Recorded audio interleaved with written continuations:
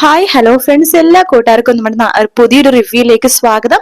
അങ്ങനെ വന്ദനയുടെ നമ്മുടെ മനോഹറിന്റെ വിവാഹം ഉറപ്പിക്കുന്ന ഭാഗങ്ങളാണ് ഇന്നത്തെ എപ്പിസോഡിലും അതുപോലെ തന്നെ നാളെയും കാണാൻ സാധിക്കുന്നത്. ശേഷമാണെന്നുണ്ടെങ്കിൽ നമ്മുടെ രാഹുൽ പറഞ്ഞയച്ച ആ ഗുണ്ടുണ്ടല്ലോ മുരുകൻ, അയാള് കിരൺ പോകുന്ന സ്ഥലങ്ങളൊക്കെ സ്കെച്ച് ചെയ്യാട്ടോ. കിരണിനെ ഇല്ലാതാക്കാം, ആദ്യം കിരണിനെ ഇല്ലാതാക്കണം, അതിനുശേഷം കല്യാണിനെ ഇല്ലാതാക്കണം എന്നൊക്കെയാണ് അയാളുടെ ഉദ്ദേശം.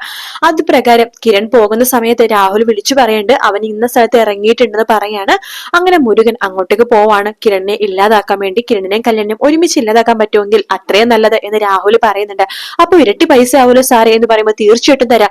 നീ കിരണിനെയും കല്യാണിനെയും ഒരുപോലെ ഇല്ലാതാക്കുവാണെങ്കിൽ നിനക്ക് ഇപ്പൊ പറഞ്ഞ തുകയില്ലേ അതിന് ഇരട്ടി പൈസ ഞാൻ നിനക്ക് തരും എന്ന് പറയാണ്. ശരി എങ്കിൽ രണ്ടുപേരും ഒരുമിച്ച് ഇല്ലാതാക്കും എന്ന് പറയാണ്.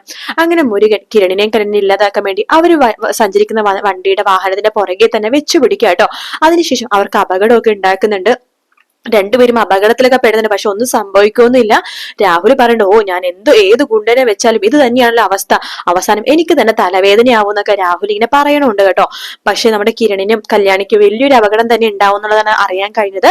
അത് മാത്രല്ല, ഈ മുരുകൻ എന്ന് പറഞ്ഞ ആളുണ്ടല്ലോ, അയാളുടെ കൂടെ തന്നെ നമ്മുടെ ശ്യാം ഗംഗപ്രസാദ് കൂടി വരുന്നുണ്ട്. ഗംഗപ്രസാദിന് വരുന്ന ഭാഗം കേട്ടാണ് ഈ പറഞ്ഞ ഭാഗോട്ടോ. ഗംഗപ്രസാദ് വരികയാണെങ്കിൽ ഭയങ്കര വില്ലൻ വേഷത്തിലൊക്കെയാണ് വരുന്നത്.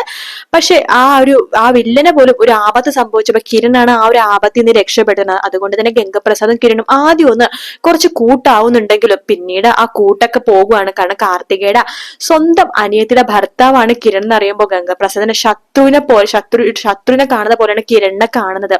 അത് മാത്രല്ല, പിന്നീട് നമ്മുടെ രാഹുലും ഗംഗപ്രസാദും അതുപോലെ തന്നെ വിക്രവും പ്രകാശനും ഇവരും സരയും ഒക്കെ ഒറ്റക്കെട്ടായിട്ടായിരിക്കും ഇനി ശത്രുക്കളെ നേരിടാൻ പോകുന്നത്. അപ്പൊ എന്തായാലും നമുക്ക് കാത്തിരി തന്നെ കാണാം. വീഡിയോ ഇഷ്ടപ്പെടുകയാണെങ്കിൽ ലൈക്ക് ചെയ്യാനും സബ്സ്ക്രൈബ് ചെയ്യാനും കമന്റ് ചെയ്യാനും മറക്കല്ലേ. മറ്റൊരു വീഡിയോ ആയിട്ട് വീണ്ടും കാണാം friends. Take care. Bye bye.